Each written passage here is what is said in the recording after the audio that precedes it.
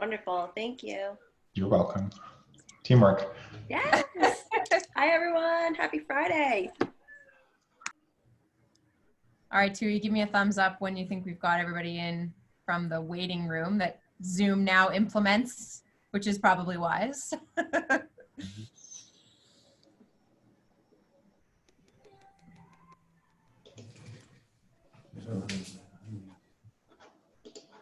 So if you, so thanks for joining us today, and maybe just hit mute on your microphone so that we all can hear really clearly. I think Tui, I'll let you keep letting everybody in out of the waiting room, but I think we're gonna get started because we've got a lot of content to get through today. But happy Friday. You have made it to the end of the week. Another week of COVID. I think I counted and I'm on like day 40 of self-isolation. It's beautiful and sunny outside in Calgary, Alberta. My name is Lisa Marks. I'm one of your ILEA International Board of Governors. I'm joined here today by Dustin Wessling, also one of your Board of Governors, fellow Calgarian, and I know a couple other Board of Governors on the line. We've got a couple of guest speakers today. We've got our series facilitator, Angela Braun. So why don't we, and Tui, of course, dialing in from beautiful California, supporting on logistics with all things COVID. So let's get started. So thank you so much for joining us today. Quick hit, slide 2 there, Tui. If you are an ILEA member, we would love to stay connected to you. There's been so much change in our industry in the last 5 weeks. I'm sure that a number of you have had contact information change. So if you haven't done this yet, please just head up to ileahub.com, click login in the corner, and the first page that pops up should be the queue to update your information if there's anything that's changed. So please do that for us if you can. We'd love to stay in touch. So welcome to Clear Head Strong Mind. This is our 4th session, I think. As you know, it's our weekly series dedicated all just to you guys as humans. You are hardworking event profs, and there's so much in the online conversation with COVID that's about business and business survival and business continuity, and these sessions really are about you, your mindset, and your emotional state. So Tui, just go forward one slide. We aim to create a space that gives you a place to come and take a big exhale and either sit back quietly and listen or engage in the chat box. You don't have to come with this supreme optimism. I'm wearing my optimism necklace for all of you. If you're feeling a little bit down or tired from the week, that's okay. We're just glad you're here, and we ask you just come as a whole person and come with an open mind to maybe take away some great insights from the knowledge we are bringing forward today. So a few quick notes as well. We are recording this session, as you heard Dustin say. We will be posting these on our COVID resources page on ileahub.com. And we write blogs for our members as well as a sort of a summary and highlights of each conversation on My Communities. So why don't we remove this slide there, Tui? Before we get into today's topic with Mike Dew and Angela Braun, I'm so delighted to welcome back Irene Pace, who was our guest speaker last week. So if you joined last week, you know just how smart and heartfelt Irene is. If you didn't and you're a member, check out ileahub.com under My Communities is the blog highlight summary from last week, or check out the COVID resources page for the video of this session. So I'm pleased to welcome back Irene. Irene's a registered dietitian, author, speaker, and owner of Pace Nutrition, based also in Canada along with us. Irene, thank you so much for offering to come back and chat for a few minutes about last week's conversation, what you taught us, some of the insights you shared, and maybe touch on a few questions from last week as well. I'll just mention here as well that as if Irene's time and knowledge wasn't enough, Irene's also graciously offered our ILEA members a copy of her book, Eat Like You Teach, How to Reset Your Weight and Reclaim Your Life. So we'll get that updated on My Communities early next week. And so Irene, why don't we take you off mute and over to you for a couple minutes of summary of last week. Hello, can you guys hear me okay? Thumbs up, awesome.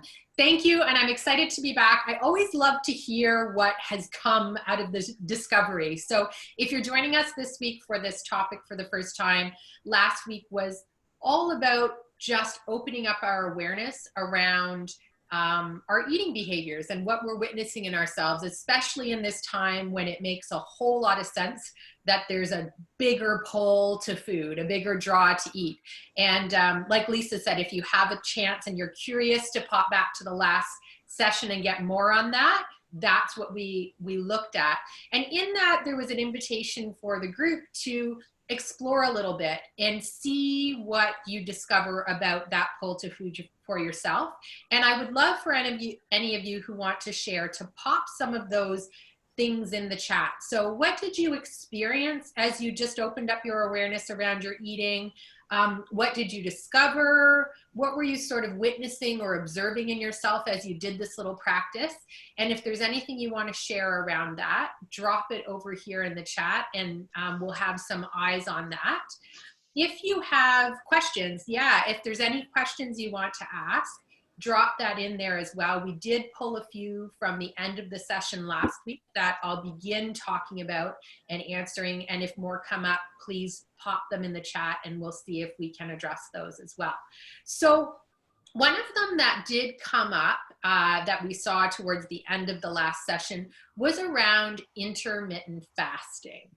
So this is something that's very topical. We hear a lot of people talk about both in the nutrition space and the fitness space, and it's also something that has made its way into even just mainstream nutrition guidance of all kinds of different places. So the question is really, is this a valid way of managing your food? Does it work is often the question. And is it worth me trying? What does it look like? So I will give you a bit of a summary of this. Certainly there's a lot more extensive places to get a lot more information on it. But at the end of the day, I consider intermittent fasting one of the tools that can be used, like all of the other ones we talked about last week, like those, if you're curious to hear more, are in the book. It's like, fill your toolbox with as many things as you can to navigate your eating in the way that works best for you. So intermittent fasting has a bit of a reputation and a culture around it of being this really firm, hard line. So if I'm intermittent fasting, it's got to be 8 hours for my eating window, 16 hours of not eating, and it's something that requires you to be very diligent about and stick to. Now, that's one way of doing it. What I would invite you to consider is that the tool of fasting can be used in a whole range of ways, because guess what? You get to create the rules because it's your body and your life. So play around with what works to you, for you. So what could this look like instead? Here are some ways that I found success in utilizing the fasting tool with clients. One of them is fasting between meals.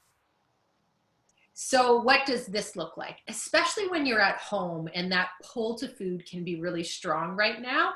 Sometimes something as simple as deciding that the best way to love and look after yourself is to eat at meal times and not at the in-between times.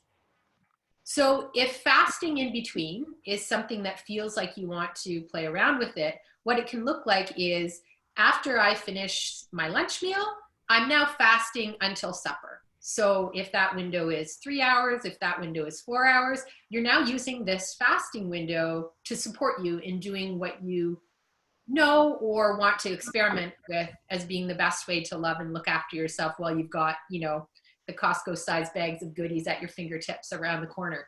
So that's one way to use fasting. Another way to use fasting is if you find that you run into trouble or you find a really strong craving or pull towards the end of your day. So it's really common, and you can give me a little yes in the chat if this resonates for you. If evening time eating is a place where you know, you're like, oh my gosh, I just ate supper, I don't need to be eating anymore, but you find that that's happening. Fasting can be a great tool there.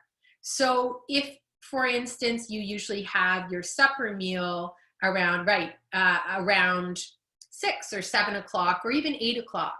And then you really know the foods that you tend to have in the hours between that meal and bedtime are usually not, you know, you're not munching on broccoli at that time, right?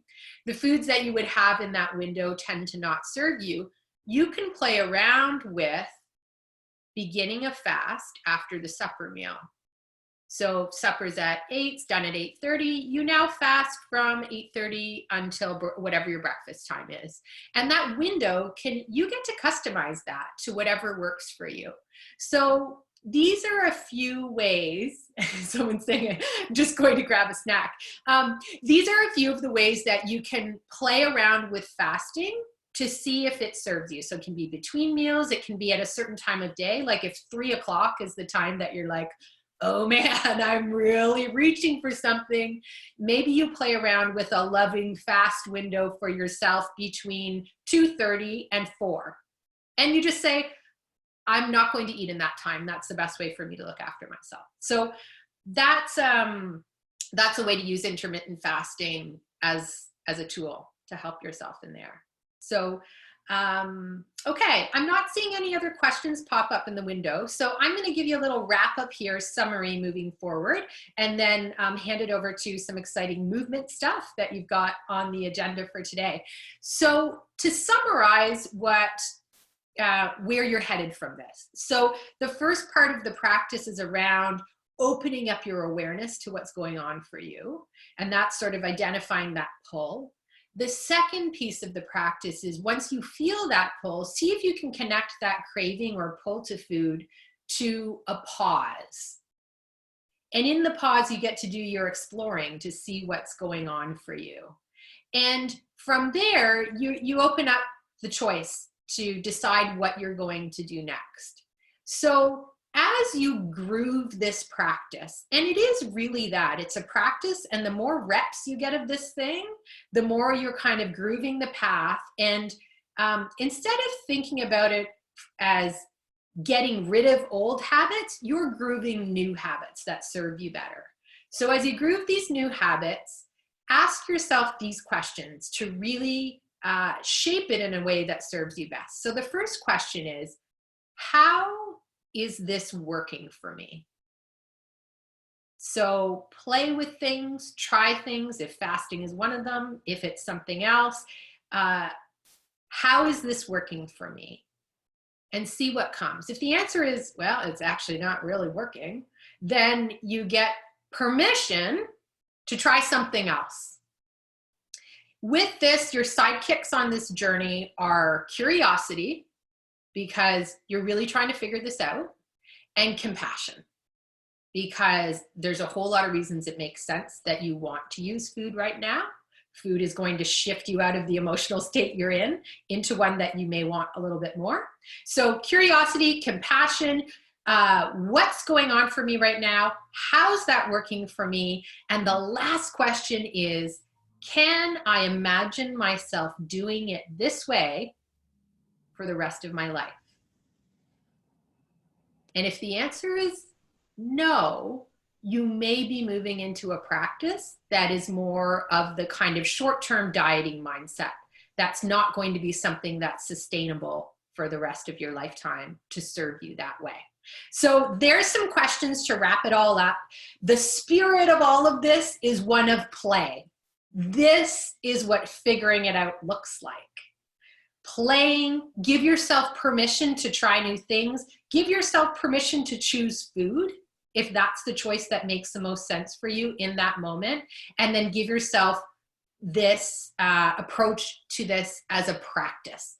Every time you sit down to eat, it's a practice to see if you can do it a little bit differently, do it a little bit better. And the more you groove that, the more you're going to land yourself in a place that feels more aligned for you, that serves you better, that is you loving yourself with food instead of battling against it. So there we go. Before I pass it back to Lisa, I am going to drop another little invitation here for you because, because the timing of this is so beautiful. I have my next book coming out. It's in with the editor right now, and I'll have copies that are early reader copies soon. And we'll be looking for folks who are interested in this information to be early readers for me. The book is called Eating from Home, How to Keep the Weight Off While Working Remotely. So it is this topic. If that's something that's of interest to you and you might be interested in getting your hands on a copy and being an early reader of that for me, I would love to have you involved. pop me an email at irene@irenepace.com. Thanks, Lisa just dropped it in the chat, and it'll be on the blog information as well. So thanks so much. You guys have been an absolute pleasure. Feel free to reach out. If you do want to grab a free copy of the book from the website, do that. And you'll also have my contact information there. So don't be shy about shooting me a message. Even if you're watching this on a replay and a question comes up for you, reach out, and I'll help in any way I can. Thank you so much, Irene, and for generously offering to come and do a second conversation here with us. So thank you so much. I dropped your email address in here. I hope that those that feel the support would be a great fit for them reach out to you. And like I said, we'll get information about your current book up on our communities so that our members can enjoy. So thank you again, Irene, so much. Great. Thanks so much, Lisa. Awesome. Okay, so let's keep going today. We've got an awesome jam-packed next 40-ish minutes. I encourage you to stay to the very end. We had a surprise and delight musical moment at the end to just go into your weekend with a bit of lightness, and surprises out of the bag last week. So I just wanted to share with you that we will have that experience again at the end of this call. So if you want to stick around for another hit from Jen Beaupre, I encourage you to hang out till the end. So it is my pleasure now to move us forward here. Tui, why don't we pop up the next slide? So today we are welcoming a special guest speaker, Mike Dew, who I'll introduce in just a few minutes here. We're talking today about our more on the physical side, so impacts of stress on our mind and our bodies. I know we've got some science to share behind that, which I always find fascinating. And of course, how to optimize our stress. And is that not one of the most useful things to talk about right now, given the state of the world? So to help guide today's conversation, please join me in welcoming back our series facilitator, Angela Braun. Angela has long-time special events experience, as well as 20 plus years of experience in large corporate brand environment. Angela is now a certified coach and runs her international coaching practice out of Calgary, Canada. Angela Nicole Coaching, and specializes in working with creative visionaries on personal performance, team enhancement as a performance and leadership coach. So Angela, thanks so much for being here as well today. And it's my pleasure to introduce Mike Dew. So Mike has worked in the fitness industry for over 15 years as a personal trainer, entrepreneur, and health coach. Fitness was what gave Mike an outlet to live his passion of inspiring others and himself to achieve their personal best. After graduating from the University of Calgary, my alma mater, he worked in a physiotherapy setting for nearly 10 years with some of the most sought after surgeons and physiotherapy therapists in Canada. Throughout his career, he's trained people from all walks of life, from high-level athletes to people recovering from debilitating injuries. From these experiences, he created the optimal workout program at Revive Lifestyle Fitness that maximizes results while minimizing the rate of injury, thereby producing long-lasting results and defying the effects of aging through his philosophy of being stronger for longer. When not at Revive, I happen to know he's going out on new adventures with his 2 daughters and his wife.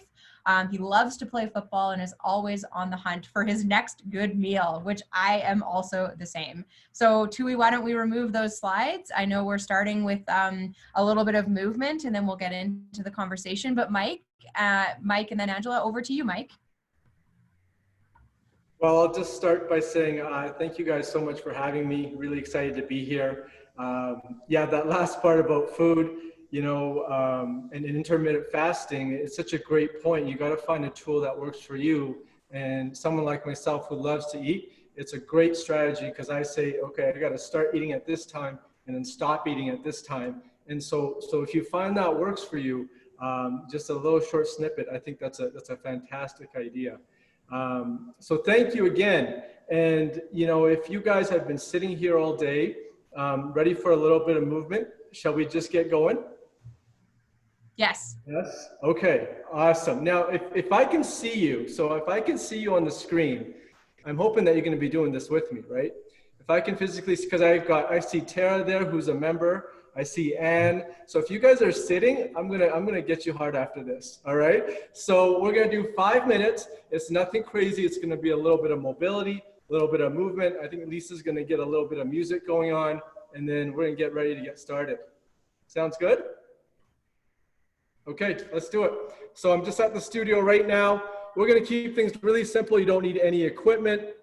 We're just gonna move. And again, if you've been sitting a lot today, we wanna make sure we do that. So find a little bit of room. You don't need too much. We're gonna start with about 30-second increments. This is gonna be 5 minutes, just really, really quick. All right, guys, so first thing I want you to do is just a really fundamental movement is a squat. Everything is what it is. You never hold me back in anything. Up to 90 degrees. Up. And I want you to reach out to the little extension and come back down again. So just squat. We're going to do this for about 30 seconds. If you have any pain in your knees, don't go as low. That's fine. Just up and reach. Up and reach. Good. Keep it going. Keep it going. Awesome, Tara. Good. I want to make sure you guys are moving. Perfect. Okay, 5 more seconds. And good. Next move is a lunge. If you've ever done a workout before, you've probably done a lunge. We're going to step back. And we're going to also rotate to the leg in front. Okay, so you're going to rotate, lunge back, rotate to the leg in front. What you want to make sure of is your knee in front is just behind that toe. Okay? Again, if you've been sitting, I've targeted these exercises around that to make sure you're opening up your hips with the movements. Okay, so lunge back, rotate, lunge back, rotate. Good. 5 more seconds, guys. Keep it going. Keep it going. Nice. Nice. I know I can't see all of you. As long as you're moving, I'm happy. Good. That's time. Next one. You can use a ledge or go right to the floor. I do have a little step here just to make sure you can all see me. We're going to do a little mountain climber. So you're going to put your hands down on that step and just drive your knees up one at a time. Okay, this is great to engage your core, get your heart rate a little bit. Okay, if you're feeling good, you want to speed it up, you can jog it. Okay, if not, just walk it. Again, the goal here is to get some movement and just get some blood flow. Keep it going, guys. Keep it going. Keep it going. Awesome. If I can't see a lot of you, that means I know you're moving. Perfect, perfect. 5 more seconds. Keep those climbers going. Keep those climbers going. And time. All right, now this one you're going to need a little bit of space. So I'm just going to move my screen down so you can see me. We're going to do a little inchworm. So in a push-up position, I want you to just kind of walk out to your hands, get into a plank, shoulders over your wrist, and just walk back to your toes. Again, this is a great hamstring stretch, so make sure you get that stretch at the top. Walk out, into a plank, walk back. Okay, walk out, slowly walk back. Be careful if you've got any shoulder injuries. Let's get about 1 more. Nice stretch. Awesome. That's round 1. We're going to do 1 more just the same, but just try to get a little bit more speed, a little more pace going. So back to those squats. I want you to come down, reach overhead. Okay, down, reach overhead. If you can arch your back a little bit, try to. Okay, get a little bit of extension. We're always forward in those chairs, so you want to make sure you come back a little bit more. Okay, reach back. If you're feeling good, you can go a little bit faster. Coming out.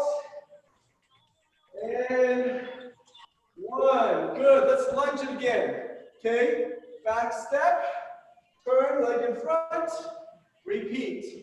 Alternate legs. Keep it going, guys. Keep it going. Awesome. Good. I can see Diane's there moving. So again, if you can't get that low, that's okay. I just want to see you rotate. Okay, if you can't get that low, just rotate. Get a little rotation. More. And good. All right, back to those mountain climbers. So again, hands on that step. Or you can go right to the floor. We're going to drive your knees up 1 at a time.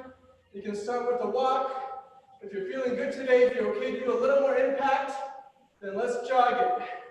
Okay, so if you're okay to run a little bit, Let's jog it. Make sure you keep your core tight, your back straight. All right, keep moving. Good, good, and time. Last thing, let's do those inchworms one more time. You tried them before. We're gonna just walk out to your hands, with your hands in that plank. Okay, and if you've got room, you're feeling good, get a push-up in, go back, nice stretch. I'm gonna come on over here. All right, so walk it out. Feeling good today, get a little push-up in there, and bring it back. Good, couple more guys, couple more. 5 seconds. 2, and 1, that's it, we're done. Woo. Awesome. So here's what doesn't. Awesome. Thanks, Mike. Good. Now everyone has at least a 4 or 5 minute routine you can weave into your daily life if you didn't already have one. So thanks for that, Mike. And I think we will just ask you to keep going. And I know Angela is also on the line as well, but Mike will let us know if you want to see your slides. Otherwise, over to you. Fantastic. Thank you so much. Yeah, I hope that helped you feel a little better. I actually designed that circuit for people who were maybe sitting a lot today. At least this is a lot of mountain climbers. So it just helps you mobilize, get things moving. That's the goal. So I think the key before I get started with my talk is, you know, how you feel after just a little bit of movement, right? Hopefully for most of you, you have a little bit of that endorphin effect, a little bit more energy, a little pick-me-up. That's how we typically should feel after a training session. But then there are times, especially in these days when our stress is high, that you might not feel that way. You know, first, you might not feel motivated to do the workout in the first place. And then secondly, maybe you're not even feeling good after you train. So those are really important cues to listen to and to think about with your body. The other thing is when you wake up every day, especially now with the current situation, you know, think about how you feel when you get up. Are you energized? You know, do you feel well rested? Are you getting up and your mind's in a negative state? Those feelings as well can tell you kind of the state your nervous system is in and what your body is essentially going through. So kind of want you to start to think about those things, just how you feel day to day, you know, when you wake up, if you are exercising, how you feel after you train, because that of course has a lot to do with stress. And before we get any slides up, you know, I'll start my talk with this too, is that you know, there's this research that says we have 10 times more stress now than we did a generation ago. And you can probably times that by 2 or 3 with, you know, what's going on in the world. So the idea of stress itself is that stress isn't bad. Stress is actually good. It pushes us to do a little bit more. And the goal of it though is we want to make sure we optimize stress, right? With everything going on, when we think of stress, for example, you know, we've got having financial, paying the bills. We've got emotional stress, kids screaming at home, the stress of probably not sleeping enough. Those can be all thought of as negative stresses, what we call a distress.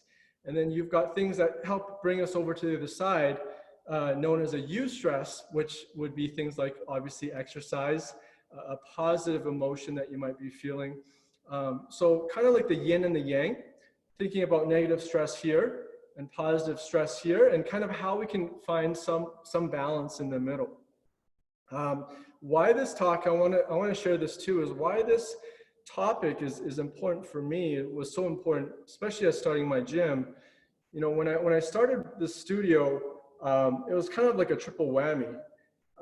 First, it was my first brick and mortar location. So just the challenge of opening a business had a lot of impact of stress that way. Then I had my second child, who is about almost 3 now. And then also at the very same time, I noticed my fitness really for the first time in my life, because I was kind of going to my early 30s, start to decline. You know, in my 20s, it was a nice, good ramp up. I was getting stronger, fitter, like there was no challenges there. But in my 30s, I really noticed that no matter what I did, it got worse. And of course, as a trainer, I told myself, as I would sometimes tell clients, is, hey, you're having a hard time, work harder, push harder, do more, get more fit, get more workouts in. And so I did that. Under all this tremendous stress that I was in already, I try to do more. So I try to work out more. I try to work out harder because I thought it would get me out of it when in fact it made things worse. I was getting injured more often. Mentally I was just drained. I wasn't feeling great. And overall it just, hurt my relationships. It was just bad all around. So I really wanted to kind of sit down, and this is what really helped me and made me focus on kind of, so to speak, my mental game of how to optimize stress and make sure that it's beneficial versus detrimental. And even with exercise, there is that saying of too much of anything is not good, and exercise was the same. So in my kind of search of this, I really want to figure out how to optimize stress and find the right balance in it. So yes, if you could please put up the first slide.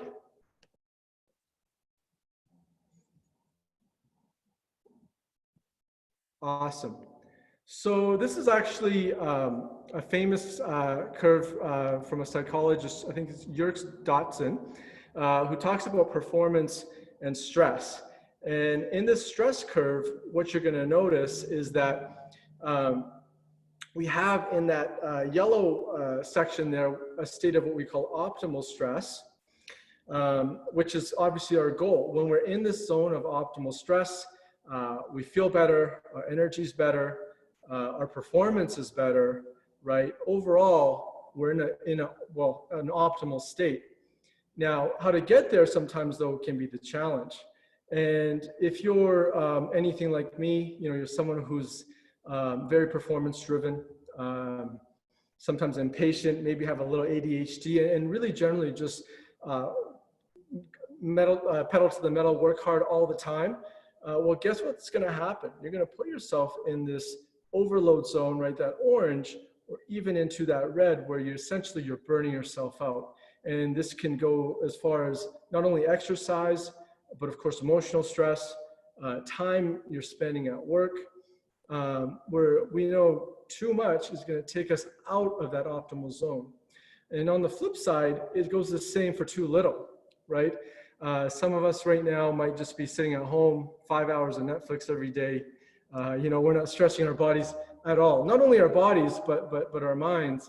And of course, that puts us in the green zone. So what we call there is our underload. Also, it is not an optimal state.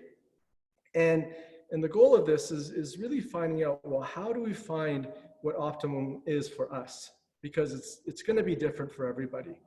And in relation to the fitness side of things, what many of you might hear and see these days is HIIT training, right? High intensity interval training.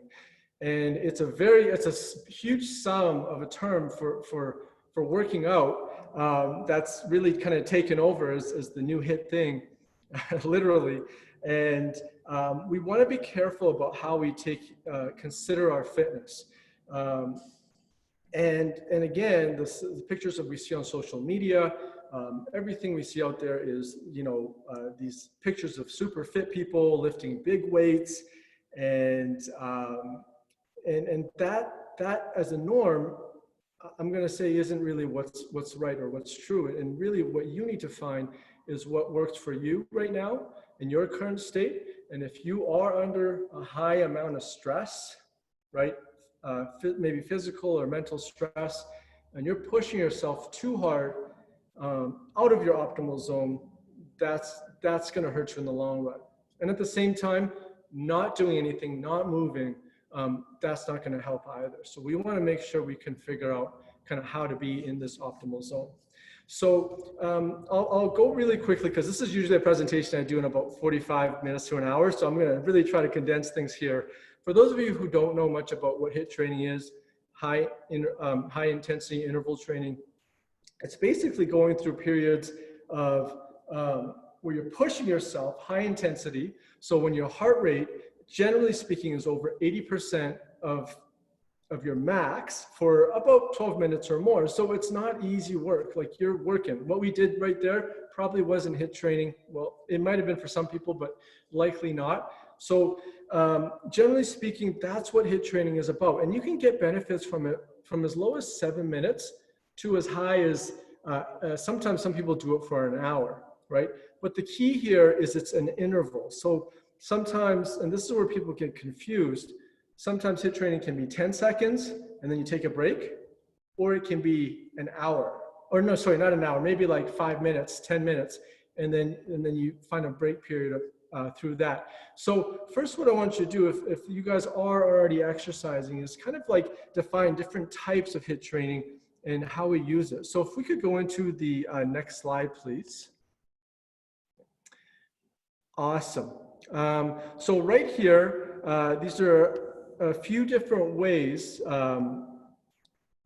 we can look at HIIT training. Not all of them are necessarily HIIT, right? So we've got the SIT, which is sprint interval training or strength interval training. And that type of training is when we do a lot of high intensity, or we're just lifting weights, for example, for 10 reps, and then we take a long rest and we repeat that again.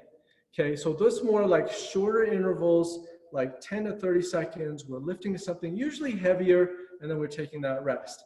Whereas if you look at HIIT, which is the green curve, or sorry, the red curve there, usually you're doing HIIT for longer. So you might be doing 4 to 5 minutes at a time of high intensity work, sustaining it, and then taking that rest.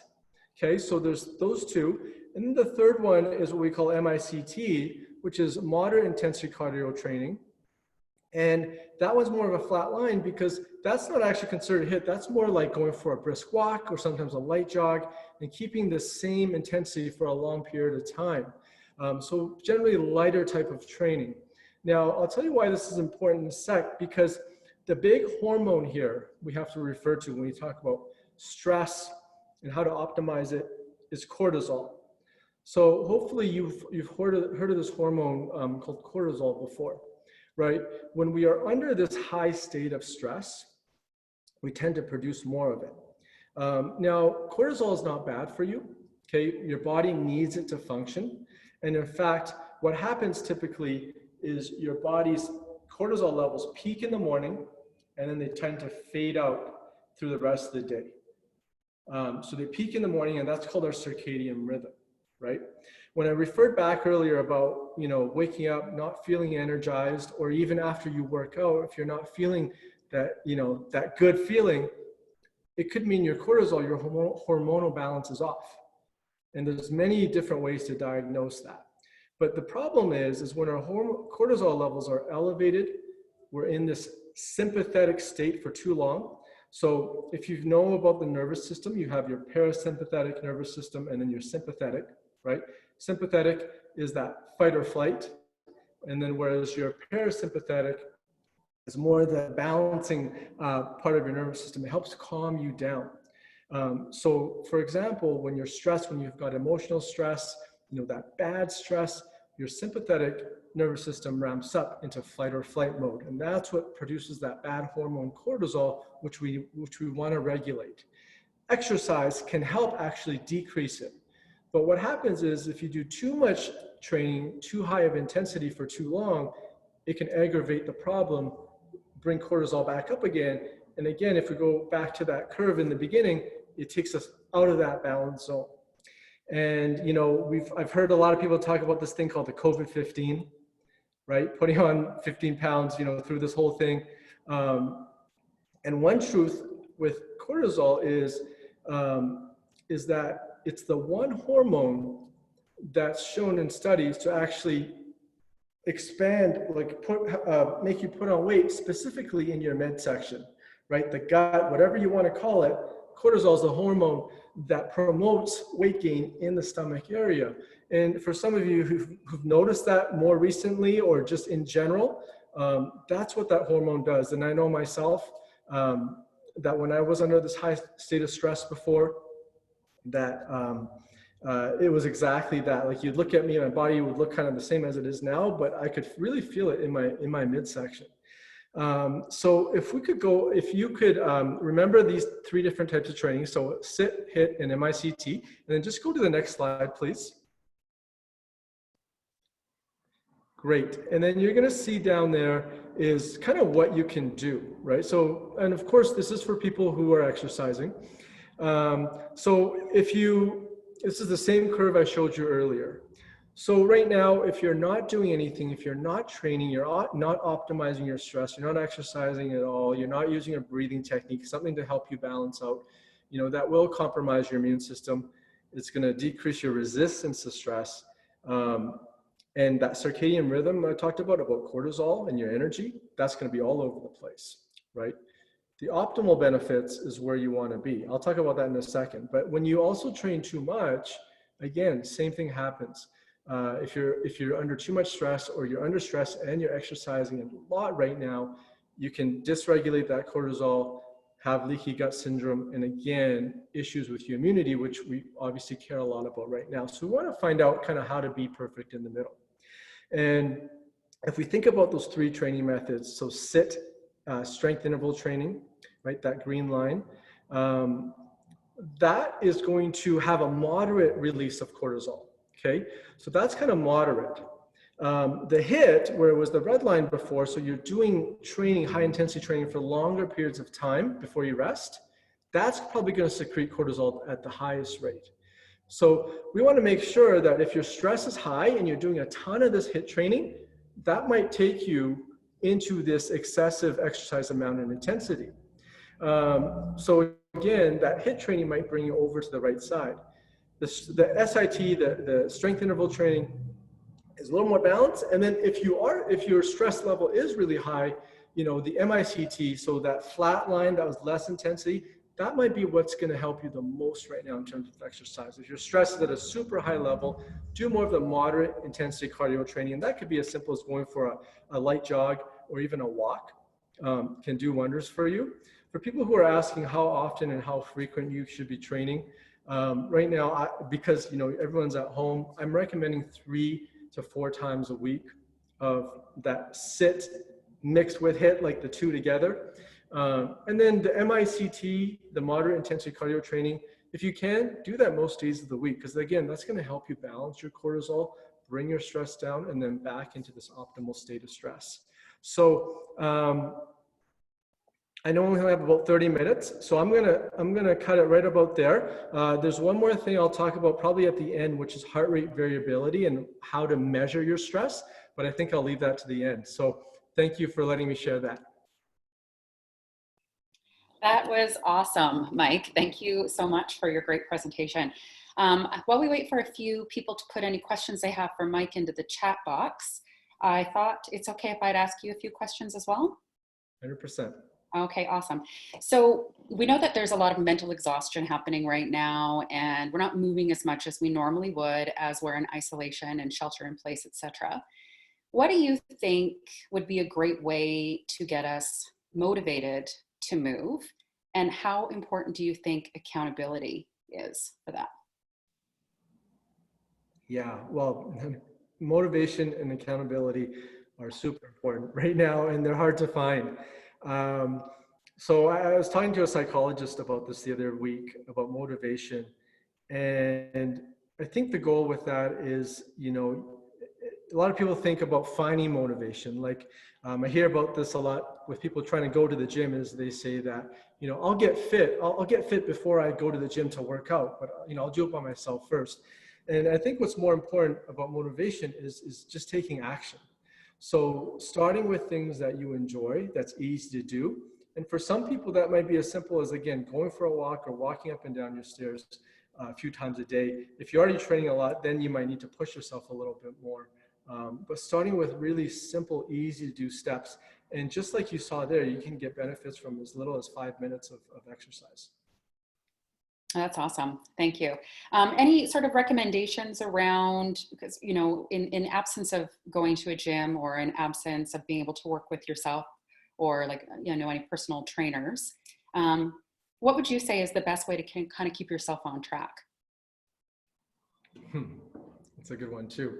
Well, if you don't have a personal trainer, find someone to help you keep accountable, right? We're social beings. If it's a partner, I've heard dogs have been great in this time, right? Because they get us up, you have to walk them. So if you have an accountability partner, someone that you've said to them, hey, I'm going to do this. This is what I'm hoping to do. That's a great way to do it.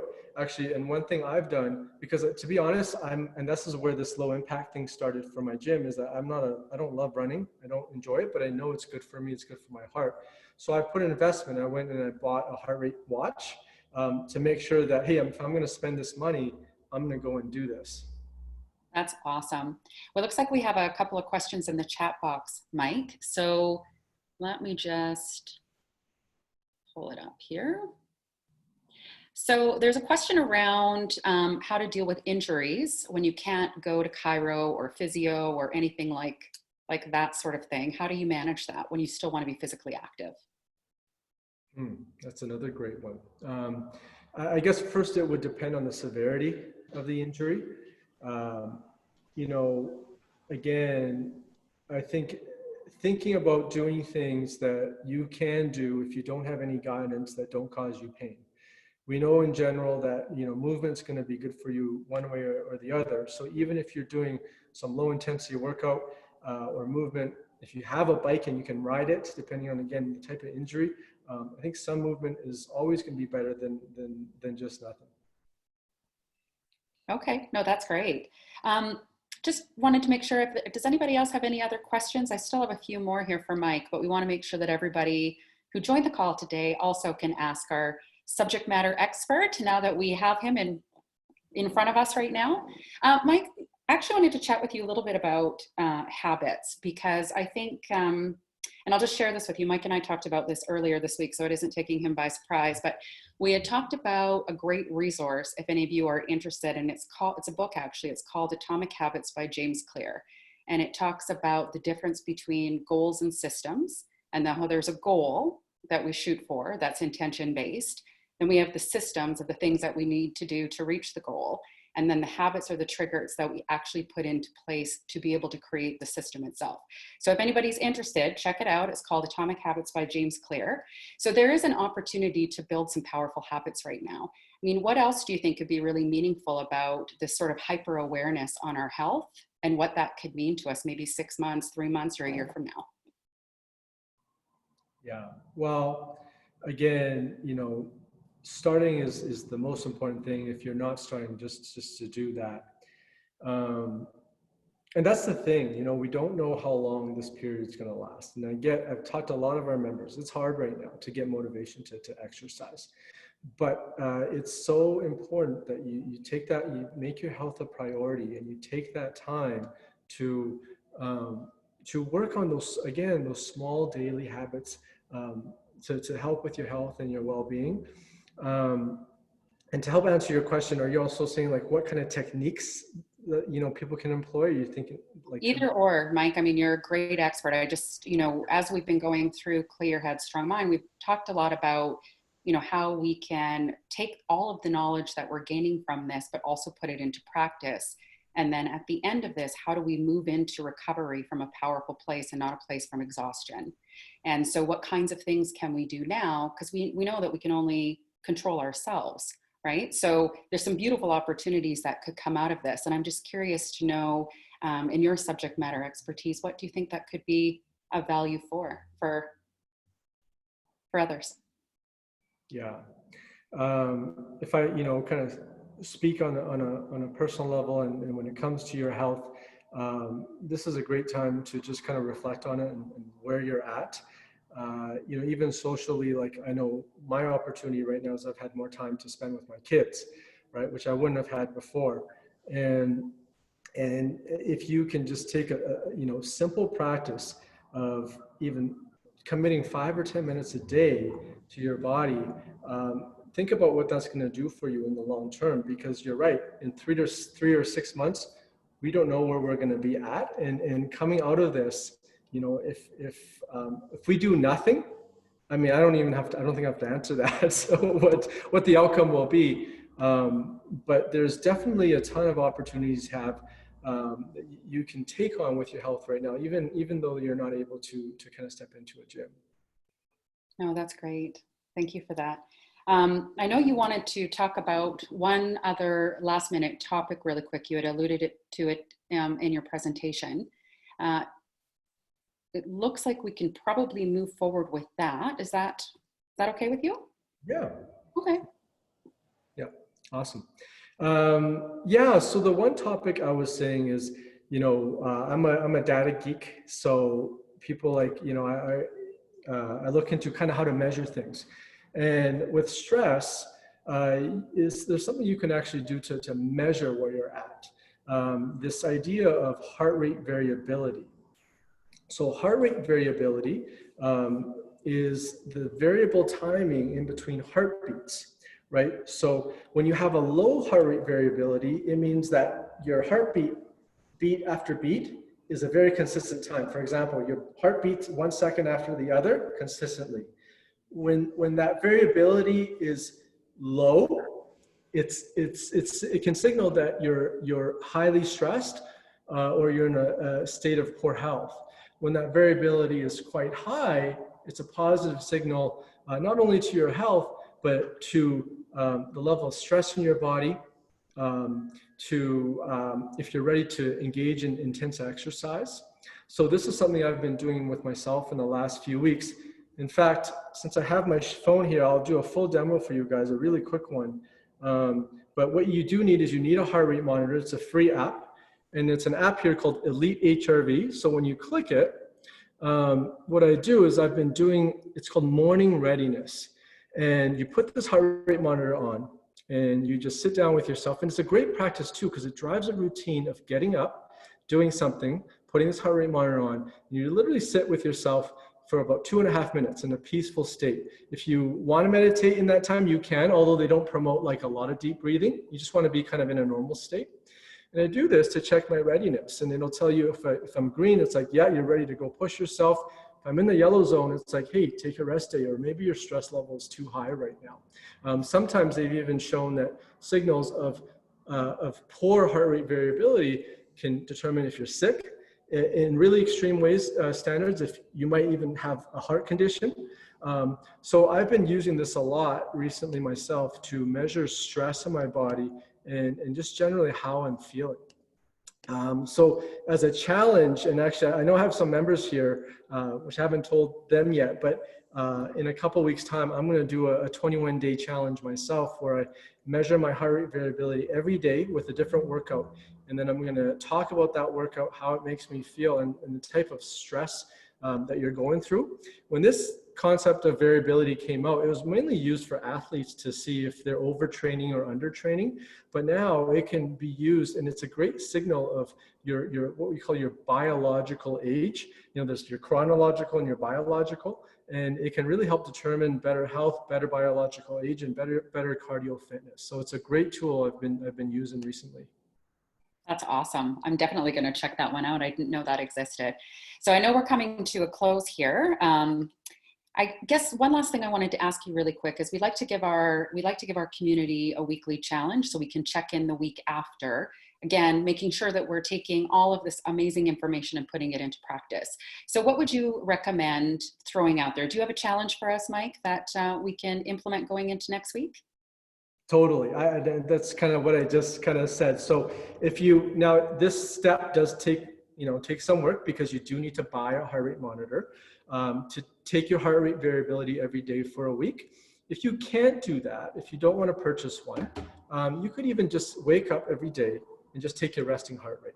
So you get up, you lie down somewhere, and you take your resting heart rate, your pulse for a minute, first thing in the morning, and then you compare that through the week. And if that number, if your resting heart rate is starting to go up and up and up, it's probably a sign that your body is stressed, right? If it's lower, it's usually better. Heart rate variability will give you more insight into that, but a very basic way is just to take your resting heart rate to kind of help measure stress in your body. Okay, well, that's great. Do we have any questions around that? It sounds like from the chat box that you would either need to buy a heart rate monitor, or you can do what Mike has suggested, which is the measuring of the pulse for those who have questions around the heart rate monitor. So I think that's about everything. Mike, thank you so much for coming on. This was a super great motivator for me. So I want to say thank you for that. I'm sure it was for everybody else as well. And really appreciate you coming in, sharing all of your knowledge and experience and generosity of time with us today. So unless there's anything else, Mike, then we'll turn it over to Lisa and Dustin. Awesome. Mike, thank you so much for that. I took down a couple of specific notes, so I really appreciate all of your knowledge. Mike and his business Revive Lifestyle Fitness have offered our ILEA members a 7-day online workout, no cost other than the organization is asking for a small donation to the food bank, which will 100% go to the food bank. So we will put the link onto my communities before Monday, and we'll hopefully you'll take advantage of that. Wanted to end the week with, and Angela, where's your, oh, there you are. Thank you so much, Ange, for coming back this week. As always, being a part of our Clear Head, Strong Mind, we couldn't do it without you. So we do look forward to next week. We'll push an email out on Monday with the topic for next week. We've got a session next week on crisis communications being led by Alex Plaxon. And as always, if you haven't gone on and updated your login information, we ask you to do so as well if you've got it top of mind. So it's my delight and my pleasure to welcome back Jen Beaupre to the screen. We wanted to end your week with one more set of good vibes. I think, Jen, today you're bringing us one of your freshest, hottest, newest singles, which when you sent me a note, you said it's sassy. So I'm looking forward to that. So I encourage you to turn up your volume, you guys, lean back. Thank you so much for being here. And Jen, over to you. Hi again, guys. Really happy to be back. This is my new single called Bite.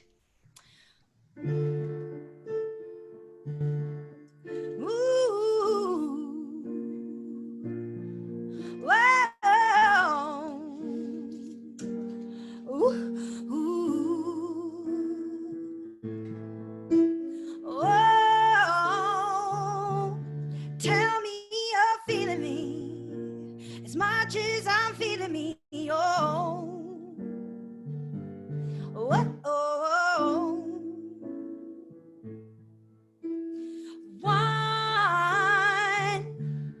One look is all it takes. Take me back to your place.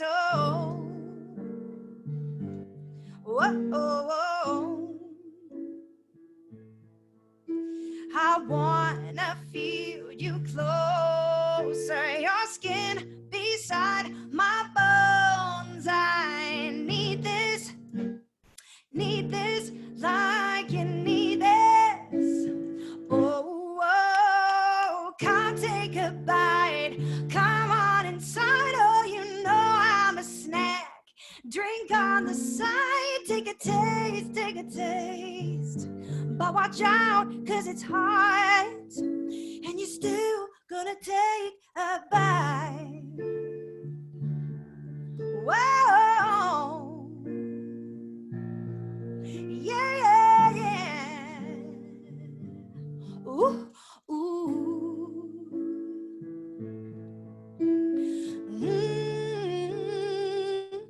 Put it all on me, on me, feeling me breathe.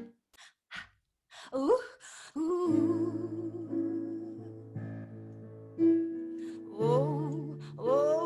I wanna see your eyes, feel you against my thighs.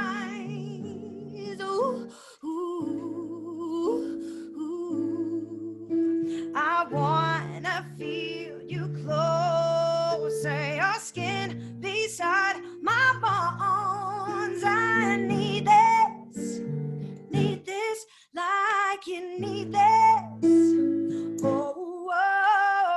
Can't take a bite, come on inside. Oh, you know I'm a snack. Drink on the side, take a taste. But watch out, 'cause it's hot, and you're still gonna take A salty, sweet, smoking hot tongue likes to taste a lot. Hands on me, hold me down, keep going, don't you stop. We gon' make a mess of this. I can't get enough of this. We gon' make a mess of this. So, can't take a bite. Come on inside, oh, you know I'm a snack. Drink on the side, take a taste, but watch out, cause it's hot, and you're still gonna take a bite. I hope it wasn't too sassy. Well, that's a good way to go into a Friday night. Awesome, Jen. It was so good. Yeah, thanks, Jen. Appreciate it. Check out Jen Beaupre's website, rosette.ca. Jen, thanks again for coming back. Angela, thank you so much for your leadership and your love here. Mike, thank you so much for being here. And we'll see you again next week, Friday, May 1st, you guys. It's May. Keep well, be safe, and check out ileahub.com for ongoing updates to our COVID resources, recorded webinars, and upcoming content. So we'll see you all soon.